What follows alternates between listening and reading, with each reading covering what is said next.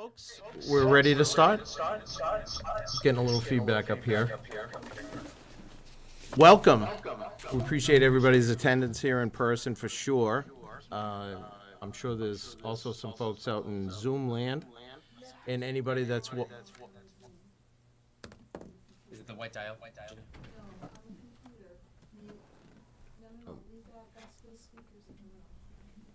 yes. I just muted my computer. Okay. Little technical difficulties here, but You just turn the sound off on your Yep. laptop. I thank just you did all that. for joining. This is pretty exciting.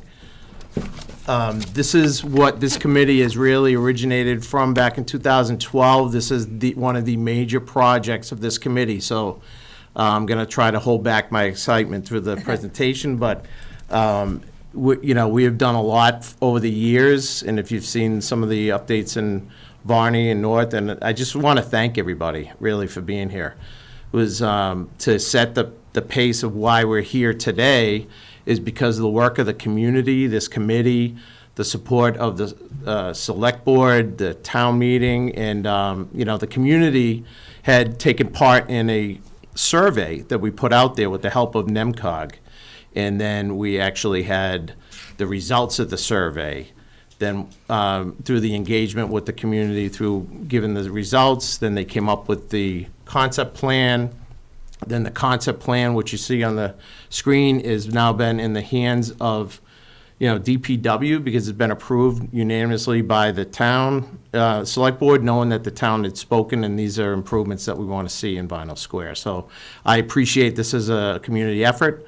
And I thank everybody for being here in person, like I said, or in Zoom, or that watched the recording, because we were going to cover a couple of little items that we have to review from the committee, and then we'll certainly hand it over to Christine and Bridget to tell us what the next steps are and what the next tweaks are to the project.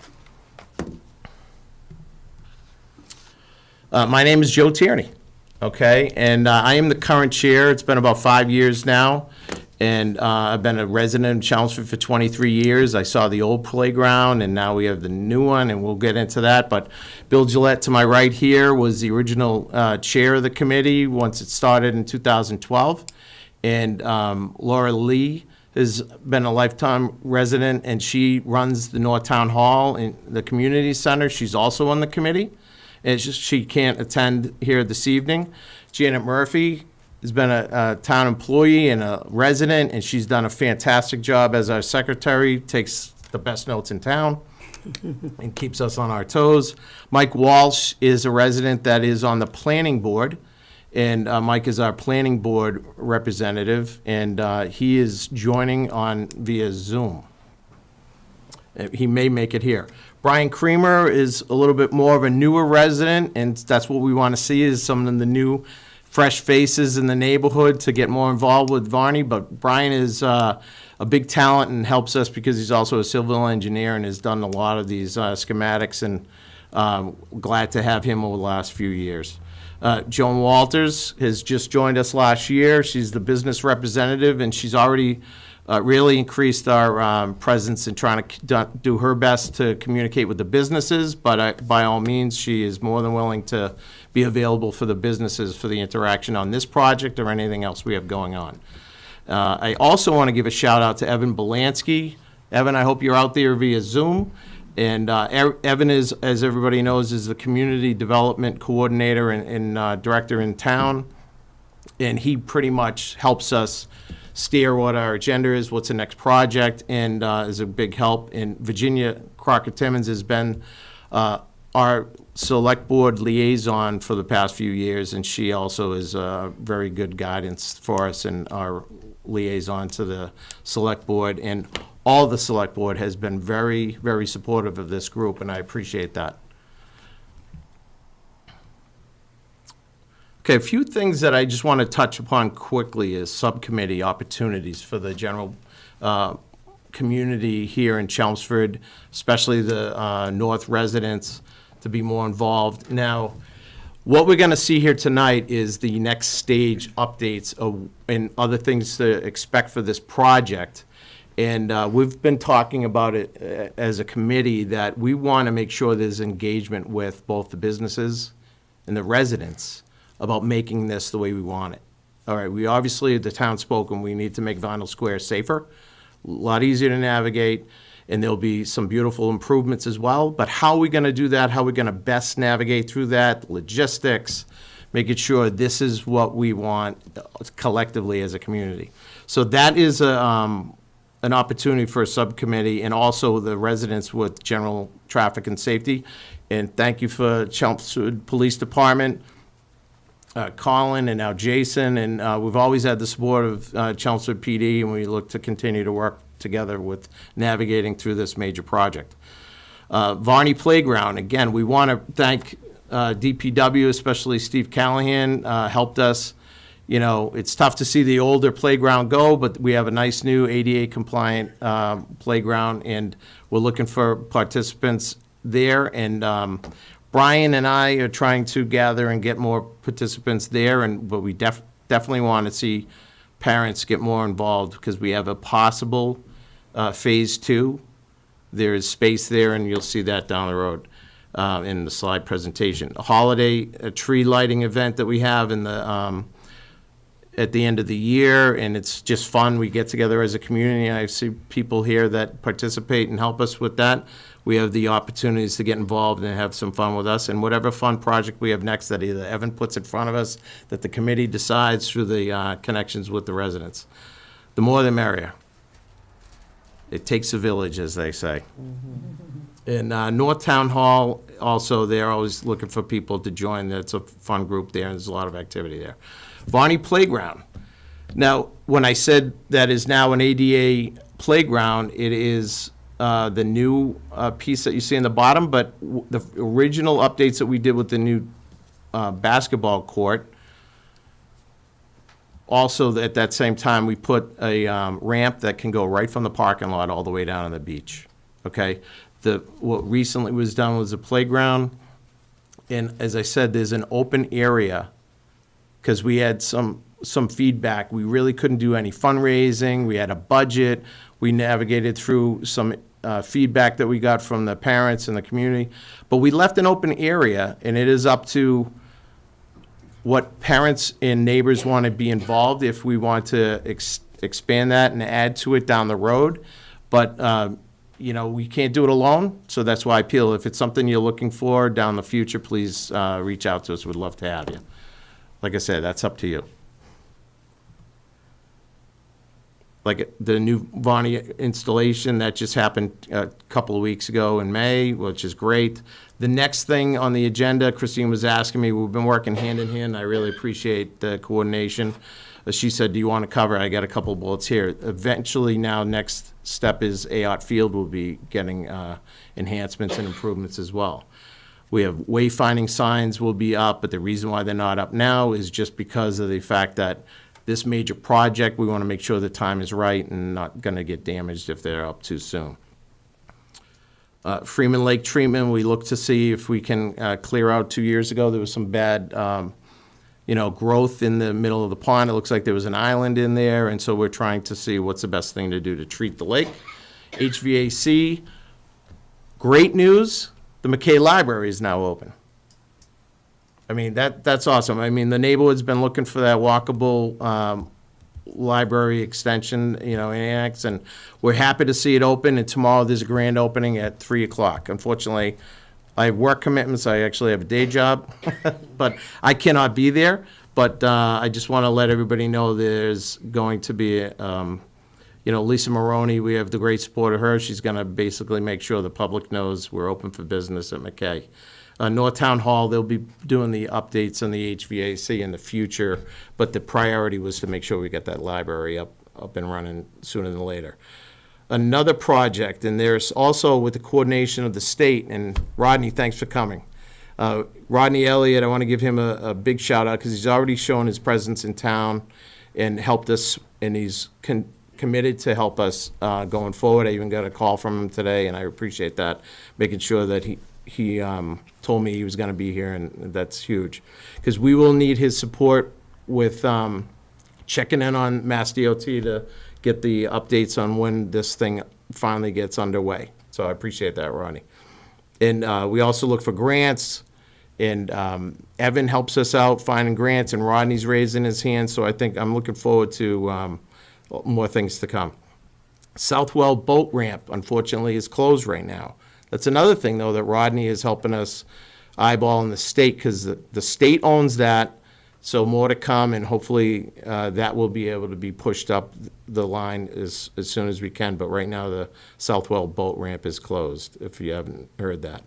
And any other economic developments, we appreciate your help on that, and Evan, as always. A little bit of ground rules, and again, I want to really set the tone in the excitement about this project, but understand that this is really, I've already got a couple calls, notices, et cetera. It's through the engagement and the participation on the subcommittees, and we're gonna have ways to connect during the project, before the project, we're already talking about that. But it's about being involved.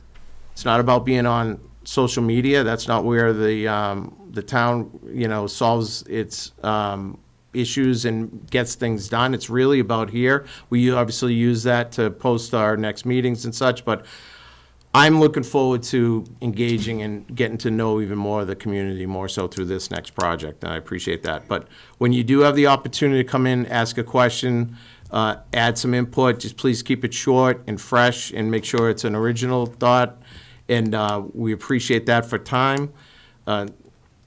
It's not a debate, but we want to make sure we're sharing ideas, be respectful to others, and again, I can't say enough, get involved. I've made some great fast friends here, and Paul, there you are. Thank you for all your support with the committee as well. I didn't see you walk in. And just set your phones to vibrate, please, because we're ready to hear the next steps of the Vinyl Square Transportation Improvement Plan. All right. If I can only figure out how to get the slides up. We're good to go. So again, I want to pass it over to Christine Clancy to introduce the project while I pull up the slides, and we'll continue. Thank you for coming tonight. So tonight is a presentation on the where we are with the Vinyl Square Improvements Project. This has, as Joe said, has been really discussed for the past several years. And we are at a point where we have the funding to go forward with a 25% design. We're in the middle of that design right now. And Bridget here from Howard Stein Hudson, we have a presentation to show you. We still have a lot, we're before 25%. There's still a lot more to do, but this is the time where we want your input, and so we can hopefully take your input and help fold it into the design. This is a project that will focus on safety improvements for all, for pedestrians, for vehicle, also looking at bicycles. And at this point, I'm just going to turn it right over to Bridget. This is Bridget Myers from Howard Stein Hudson. And she will be presenting. And then at the end, we will have time for questions, comments. Yeah. Great. Thank you. Thanks, Christine. Good evening, everyone. As Christine mentioned, Bridget Myers, Howard Stein Hudson. I manage our roadway design group out of our Chelmsford office, actually. So we're just down the street. So I'm going to go over kind of briefly how we got here and what the next steps are for this project as it goes through the MassDOT design review process. So this started, at least with us, back in 2017 as part of a Complete Streets Prioritization Plan, which is like a planning document that, sounded like my mic went out. Okay. Where part of it prioritizes various projects through the town, complete streets related, like sidewalk improvements, and bike improvements. So this was number 4 on the list, overall, improvements to Vinyl Square. And we had actually met with the committee back in 2017 to discuss this potential concept of a bigger capital improvements project for the square.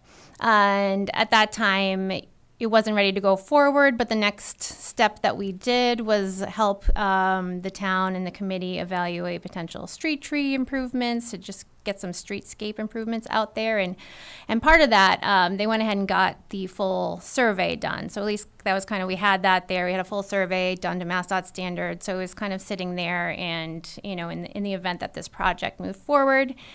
And then last year in 2022, we assisted the town with initiating the project through MassDOT's system, essentially going through their process of getting it a project number into their system where we go through the needs of the project and the proposed improvements as it relates to various aspects of pavement, complete streets, economic improvements, environmental. It covers all the aspects. And that gets approved through MassDOT Project Review Committee, and it's given MassDOT project number, and it's in their system, and that's kind of the first box you check to get it going through the MassDOT process, and that's also the first step of getting it into the hands of NMCOG, where that's where they'll allocate the construction funding through the state. And after that, Evan was helpful getting the One Stop MassWorks grant to get us going with the design phase, and that's where we're here now. Go to the next slide. So in the past couple years, MassDOT's really expanded their upfront, we'll call it pre-25% process. They've added, since 2021, they've added a few steps. So that's what I wanted to go over, just to discuss kind of all the interim steps between now and a full-blown 25% design submittal. And while now it seems, it feels like it takes a while because there's all these steps, what it does is it eliminates and reduces the time after that. Where previously we might have just gone from today and had our ideas and done a 25% design, and then it gets to MassDOT, and some of them people are seeing it the first time, and they're like, well, why'd you do this? And maybe we should look at this. And you run the risk of having to redo things and go back and forth many times. So the goal is to get everyone on board with various aspects of the project. And the first piece of that is called ICE. It stands for Intersection Control Evaluation. And because, we've got two major intersections in this project, it's going through that process. This one's, again, fairly new in the last year that they're really enforcing this.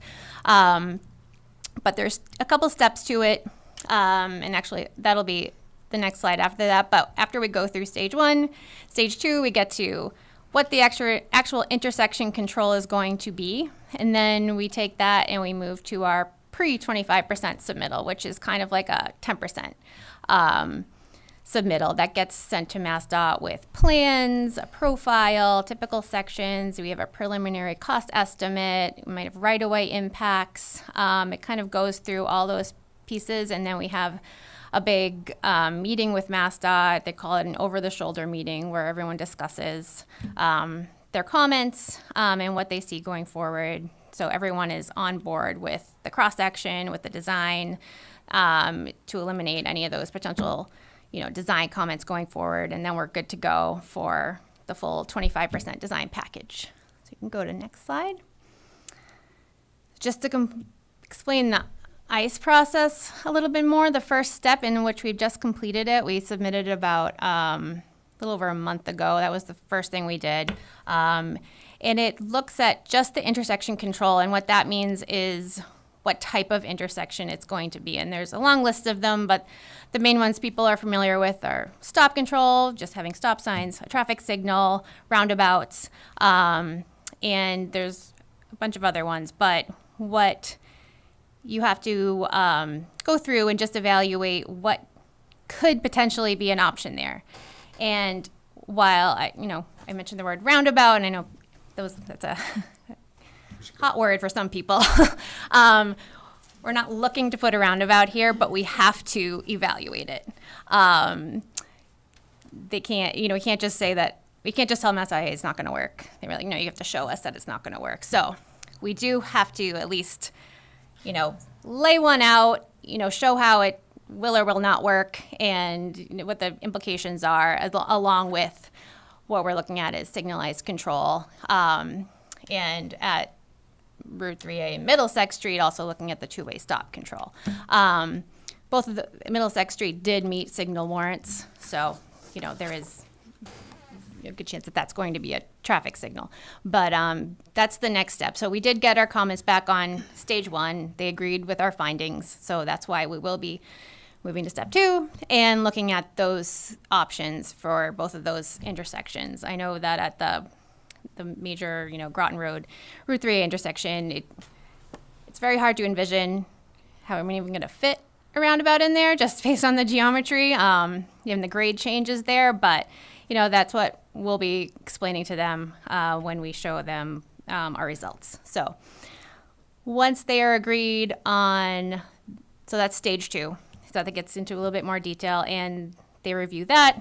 And once everyone's good with those findings, then we can move on to the pre-25%, where we'll actually flesh out the concept, cross sections, and that'll be what I had previously described. So go to the next one. And a piece of that is, as Christine mentioned, pedestrian bicycle accommodations. In 2013, MassDOT implemented their healthy transportation policy, which basically requires all projects that are going through their review system or their funding instruction, if there's some way involved on one of their roadways that, or even if it's not on the roadway, but they're funding the construction, that you have to look at bicycle and pedestrian accommodations for all projects. So the next slide, and in 2020, they kind of took that a little next step further, especially for the bicycle accommodations, where they increased the requirement for separation of bicycle accommodations when you have certain criteria that you meet for the roadway. And some of them are listed here, where you have speeds greater than 40 miles per hour, volumes greater than 10,000 vehicles per day, more than one lane in each direction, or what they classify as a high potential for everyday biking on their bike plan. For this project, we're the only one that's checking that box is Route 3A for volumes. So on that road, we'll have to look at least look at a separated facility, like a buffered bike lane versus just a bike lane, just to add a little more space and protection for cyclists. Next slide. This is just, I wanted to give a little kind of update on, again, what we've done so far. We got our traffic counts and crash info, and so some of the things we were seeing were, this crash data is from 2016 to 2020, so a 5-year period. It's their state's portal. It just closed at 2020, so they don't have the 2021 or 2022 info in there yet. But just some of the angled crashes we saw at like the bigger Route 3A Vinyl Square intersection, 7 crashes at Dunstable and Groton, and 4 rear end crashes at Middlesex, at the Middlesex Street with the right turn lane. I just wanted to bring those up. And these are some, first glance potential cross sections that we've looked at. We did have to put together a concept plan for the project initiation stage that we did. So Route 3A, it does appear that for most of it, we would be able to fit buffered bike lane with the, true travel lanes and the parking lanes where there's parking now. And then south of Middlesex Street, it's a pretty standard cross section we can fit in there with the buffered bike lanes and sidewalks on both sides. Next slide. On Groton Road, we're getting, a little tighter with the space. There's, and again, this is just kind of first glance, and we may tweak this, but, we would need to look at fitting bikes in somewhere. Right now, looking at it was, we're able to fit in one bike lane, or do we narrow that to a shoulder, and we could potentially make the sidewalk that's on the south side wider into more of a shared use path, side path situation. Next slide. Dunstable Road is very constrained with buildings on both sides, and there's really nothing you could do about that.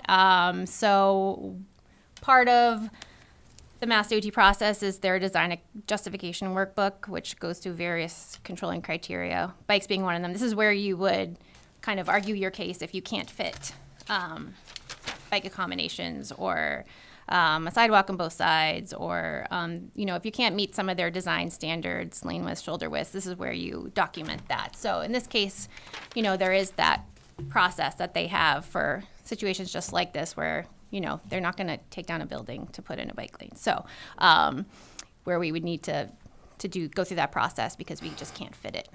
Next slide. And on Middlesex Street, again, there's that potential option like bike lanes versus shared use path. There's also, was looking at it, there's the Wright Street there, potential trying to route bikes down there. You know, there's different options that we can look at. We are constrained on the south side of where the common is, because that's parkland, protected parkland. We can't be widening the road into that. So, you know, we understand that parking is important, especially in a business district. That is, you know, something that will help with, you know, with our conversations and justifications to MassDOT. They don't, I mean, parking alone isn't, they don't really consider that a reason not to do maybe a bike accommodation. So that's where we kind of have to balance that and see what other options we can have. So we're not, you know, eliminating parking if we can help that. So just kind of going over what this project will, you know, give you overall. You know, there's going to be geometric improvements at all of the intersections, similar to what was shown in the concept that NMCOG put together. New traffic signals, you know, if that's the way it's going with the intersection control, ADA compliant sidewalks and ramps, bike accommodations, you know, new pavement, new signing and striping, some utility relocations if needed. You know, if there's utility poles in the middle of a sidewalk, we need to move those out of the way so we have ADA compliant. And also additional crossings, ped crossings along the roadways. This was that concept that NMCOG prepared. There's a lot of this that's going to be very similar to what's going to be the final version. It's, you know, it's going to be, you know, a version of this, tweaks of it, just as I went over. Next slide. And just a little kind of rough schedule based on what we know now, going through the processes that I just explained. We would be looking to submit ice stage 2 in July. They do a review period, submit our 25%, pre-25% package September. There's the over the shoulder meeting, and then what's also part of that process is a pre-25% public information meeting, and that's a big public meeting that's hosted by MassDOT. So they'll be here. We'll be, you know, giving a big presentation. That'll be a good opportunity for the public to actually speak to the MassDOT PM and probably someone from the district and right-of-way department, various people from MassDOT, and really gather feedback there. And you can be able to, you know, ask questions directly to MassDOT as well as us. And then after that, we would move to the, you know, full-on 25% highway submittal. And, you know, there's more after that. There's another design public hearing and other, you know, design submittals to get to that final package that would eventually go out to advertisement. And I just was checking the NMCOG website today or yesterday, and it looks like, you know, they have it on their draft tip, which is the Transportation Improvement Program, which they look out for a 5-year period. So the next draft they're looking at is 2024 to 2028. Because this project was just brought in, it's just automatically kind of going to get to put it at the back of the list for now. So right now it's showing on the list for fiscal year 2028. However, that changes all the time. Projects get delayed, they get, you know, pushed back for some reason, or the design isn't progressing. So there's always that opportunity for projects that are in a better position to move up on those years. And, you know, as this design progresses, it would be great for, you know, someone for the town and committee to go to the NMCOG meetings and, you know, kind of give them updates. It's always good to go advocate for the project there as well. I think that's it. Thank you. Awesome. Any- Appreciate that. Yeah, maybe we can put the rendering back up. Just for if any questions. The new one, or? I didn't get a new one. No, I think it's the NMCOG one. Oh, sure. Yeah. Sure. Just to have that as a So, folks, to slide. kick off the Q&A section here, and thank you again, Christine and Bridget, there's a lot of exciting things, but obviously there's a lot of work. People ask me, well, when do you think that's gonna happen? I'm like, we're working on it, this is gonna be a long project, but this is that next crucial stage to really start really fine tuning what's gonna go in front of MassDOT. And my apologies, there was a nice looking clock there on one of my slides, and it's just in the infant stages, but Bill had actually proposed that idea, and it's gonna be on our agenda on our next meeting. That's how soon that is. And that would be a nice focal point, right as you pull into Middlesex in the center of Vinyl Square, and where there's gonna be a nice sitting area, added green space for the community. But that, sorry I didn't point that out, but that's really the things that we're looking to do along the way, and that's things that we've done over the years, is what comes up, what would we like to tweak, and the more we hear from residents, the better ideas we get. Now, we want to hear, especially when it comes to parking, we want to make sure it's good parking and it can be workable. But if you think about it, this is beautiful. But this is not going to be snapping your fingers and this is going to appear in Vinyl Square, right? So there's going to be a lot of coordination between, the town, the residents, the businesses, safety with, obviously police and fire, and what is the best way to logistically do this project. So that's what we're going to be leaning on and work together.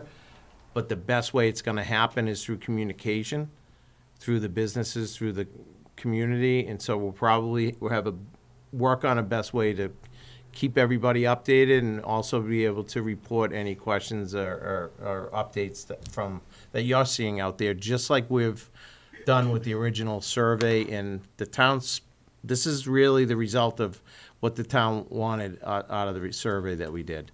So does anybody have their hand up? Is there anybody remote? Anyone here have questions? Feel free. This is our time to talk and answer questions together as a group. One other thing I want to add, like I mentioned, I do have a sign-up sheet here, but please, if you're remote or anybody watching this recording when it gets posted, please reach out to myself or anybody here on the committee. We're all posted online like all committees are, but love to have you. And we basically need you. We want to make sure we're all pulling in the right direction in the same way on this, to work together to improve this end of North Chelmsford, this part of Chelmsford. It's everybody's part of town, but we just need to make sure that this gets done properly. And it's not going to be, an easy project, but if you see it, I mean, that would be great if we could just snap our fingers and that would appear, but that's not the case. While we're saying on the side, Sure. when you have to evaluate the Excuse me, could you roundabout- come up to the mic and introduce yourself and tell us where you live? Make sure you're legit. I think I know the rules. Here, everyone. Hi, Paul Cohen, Town Manager. I guess, everyone's thinking, just to fill the gap, but if you're having to evaluate roundabouts, are you looking at both Princeton and Middlesex, as well as Groton and Tingsboro? Is it both those locations? Is that where you have to evaluate whether one or both of those would have Yes. roundabouts? Yep. Thank you, Paul. I will offer to go. I don't want to step on anybody's toes. And Christine, thank you. This is a big deal. The fact that the first slide had the number on it, the MassDOT number, that's a big deal. That's a lot of work to get to that point. So kudos. We can absolutely update these renderings. They're pretty simple to update. I was wondering, so parking. So we are likely to have the potential to lose some. Does this have the potential to include improvements to the municipal lot between, I'll say, the karate building, there's a travel insurance in there, that building, whatever where the bowling alley is. I apologize, I don't know addresses, but you know the buildings I'm referring to, the municipal lot. Could we offset some of the losses on the street front with that lot? And I recognize that it's outside of the state highway layout, so it's probably hard to get MassDOT to pay for that portion.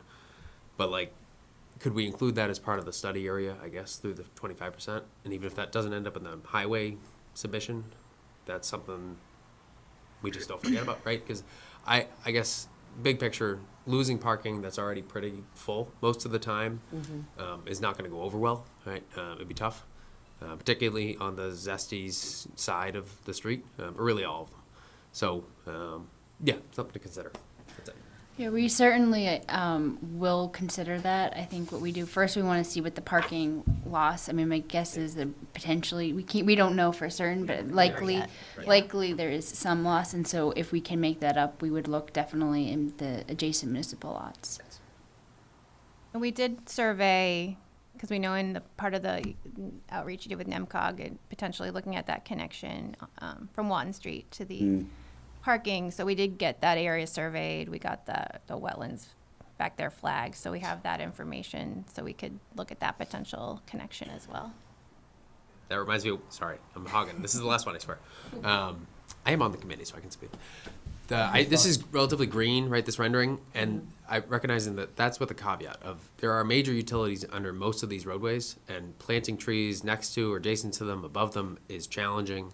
So if anybody in the audience or in the town has any urban street tree experience, expertise, I think we'll take it, right? We want to know where we can and can't plant trees, and that's a tricky thing to do. I think it'd be great to have trees in the ground instead of in planters. That's it. Thanks. I have one comment to make too also. With coming up Middlesex Street, and instead of it veering off into Middlesex Street and making it come straight in, that we're adding that space right there. I was wondering if the way in which we could make the bike path be closer to the sidewalk, and then the cars could actually park on a diagonal going down that road would also, and then same thing next to the hardware store. I didn't see on that where we could possibly do that on the opposite side too. And that way, whatever went into the hardware store potentially could be more parking. We have quite a bit of problems with parking in Vinyl Square. Yep. And some of the big lots are private, and even the one next to my barber shop is only half public, half private. Okay. And the way, it's not really laid out properly, so it gets really confusing, and I know when we go in there at night for the bowling alley, we kind of use different spots that would be different at different times during the day. So it gets a little bit confusing that way also. And some of those businesses are growing, so there's not a lot in that area that people would think there really is. Yeah. Okay. You know? Yeah.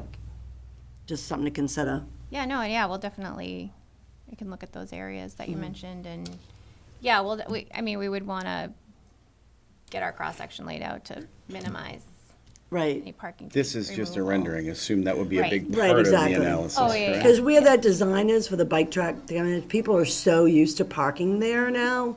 Of course, we'd fill in a lot more if we get them in at a diagonal than we would where they're parking right now. True, yep. And we have that new, is that me or you?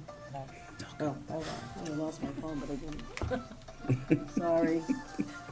I appreciate the audience following the ground rules, but some of you. us here Thank you, on the audience. committee, You're doing great. Yeah, I know, I looked for it, I think I left it at work. Apparently, I found my phone. usually I it's found me, my right? phone. Yeah, so no, because parking, for all the businesses that talk to me about what's going on, a lot of them is parking, and a lot of customers are concerned too with the safety, whether they come out right or left. And avoiding merging in on Middlesex Street into Vinyl Square is huge, because there are a lot of rear ending that goes on in there, even that's not documented, because I see a lot on a weekly basis in there. So, whether or not they report the accidents when it happened, but I would say only 1 out of 10 people stop at that stop sign. So it's very dangerous. I have to, when I come in, I actually have to have eye contact with that person that's coming in and merging, because I automatically know that they're not going to stop. not gonna see it, And yeah. that's only because I'm aware of what's going on. Everybody else, aren't aware of that. Yeah. So I love that that's being avoided, but it would also be nice to do some more of those diagonal coming in, because it gives them the option of probably turning around, because now as you come in, you have that option to take a right or a left, which where it merged before, you're only going north. So you're talking about the area on Princeton? Right, remember Yeah. what Peter Pickens Insurance used to be?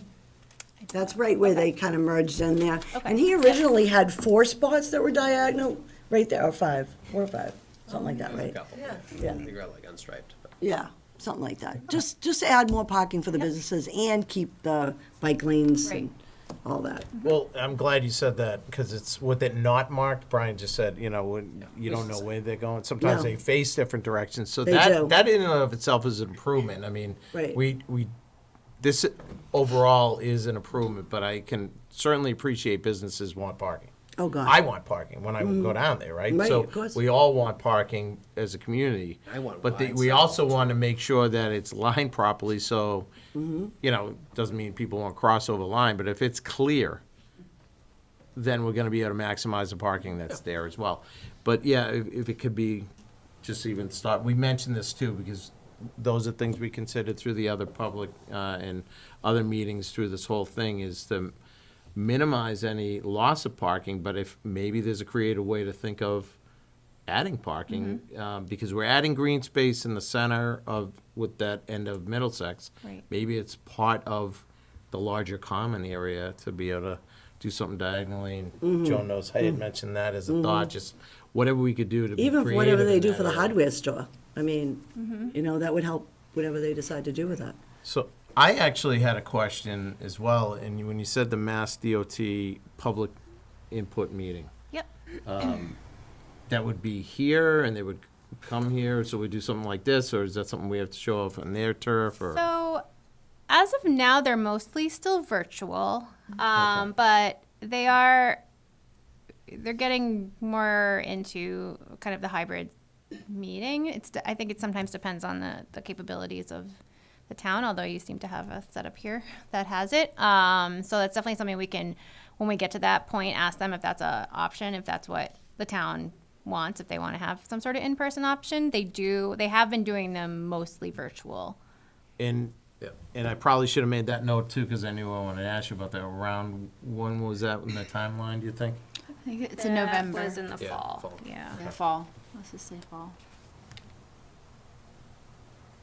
So yeah, that would be one that they would run. They have their own producers, and then they would, have someone, a representative from the town. It would likely be Christine on. It's kind of that town representative there. All right. Yep. It's right around the time that we stop planning for the holiday It's right around that time, yes. decorating. Hang up those lights. So just as another plug for all the fun stuff we do here. One more, on the 2028 date, it is a long ways out. You're right, it is flexible. Thank you for pointing that out. But we're also very patient, right? We're gonna work towards that date until we hear otherwise. Between now and then, this is not the only grant that could consider properties and roadways within Vinyl Square either, right? That there's plenty of other grants that we can consider to supplement this, and this is a huge infrastructure improvement. But we could look at other, work with the town to consider, other grants in the area to really bolster that noise, I guess, right? And the excitement around this, and maybe that moves that number up. Maybe it doesn't, but I think it's worth considering. No promises on me leading it. Yeah, you Others, can't yeah. do too much, Brian. Doing just enough. So, I don't know if you can tell if Right now, anybody remote there's has any questions. no one online. Oh, I guess no one online that has their hand up. If there Okay. is anyone online, please maybe enter something in the chat or put your hand up. does anybody here in the audience have a question? You don't have to ask, I just want to make sure, I mean, we're all friends here in the community, Chelmsford. Rodney, I'm not pushing you to talk, I didn't know if you had anything you wanted to add with your engagement with DOT that you'd be able to help keep us on point and keep eyes out. Like Brian had mentioned, kudos to already have that number on there. I was impressed when I saw that too. But we appreciate anything you're gonna do in the future to help us along with this project. No, thank you, Mr. Chairman and members of the committee and people watching at home. My name's Rodney Elliott. I'm the state representative for the 16th Middlesex District, which includes North Chelmsford. It's more, perhaps if you can just reiterate the process now that there is a number assigned, and from my perspective, when it goes to NMCOG, I understand your point, depending upon what may or may not be more prepared or more advanced through the 25% phase. When do we start, when does my office start sending letters? When do we start advocating Sure. through NMCOG? Because NMCOG submits their plan, a 5-year plan, to DOT, and then that initiates the funding cycle, and we start getting state senators and representatives to support, Yeah, I mean, this project. right, the great thing is that it was already shown, listed with a funding year, which doesn't always happen when it first goes there. Sometimes you're needing to advocate just to get it listed on a funding year if they have too many projects in. So the good news is it seems to be, as of right now, we're not like competing with another project that's coming in at the same time and hasn't gotten funding yet. So it would, probably a good time would be after 25% design, and that way, that's a pretty big milestone, and just, not how much advocating, pushing needs to be done then, but even just to let them know that we're moving ahead and we've hit this milestone, and that, then they can compare it to the other projects, maybe that are similar size or similar funding year and where they are. Because if we start showing that we're moving ahead of another project, maybe they flop it and, switch another project out to a different year. And is that time frame January 2024 when you plan on, or when NMCOG plans on making their submission for this project, or was it November? The draft, so, okay, the January 2024 number was the 25% submittal date. The draft tip looks like it's under comment period now. So actually, it could be a good time just to put a comment in, even that just project's moving forward and you want to see it funded, just so it stays there. So anytime it's good to send them feedback. But yeah, definitely once we hit those more design milestones, 25%, the design public hearing are good to let them know that the project is hitting those milestones and moving along. Great. No, thank you. I'm glad to be here. I'm glad to stay updated and in touch and work with, manager, town manager Cohen on timeframes and when it's time to advocate and what to look for. I mean, as you all know, there's, as a result of the millionaire's tax, there's 50% of that goes to public transportation projects. I anticipate as time goes on, a lot of that is going to MBTA now, but I think that's an opportunity. There'll be a transportation bond bill sometime in the future too. So I think this is exciting. I know I'm coming in after a lot of work has been done by this committee and the town, but as you mentioned, there's still lots of hurdles to jump over, and I'm here as a resource. So thank you for your time. Glad to have you, Ronnie. We appreciate your support already. Thank you, Representative. Thank you. Anyone else? Anybody on the committee have anything?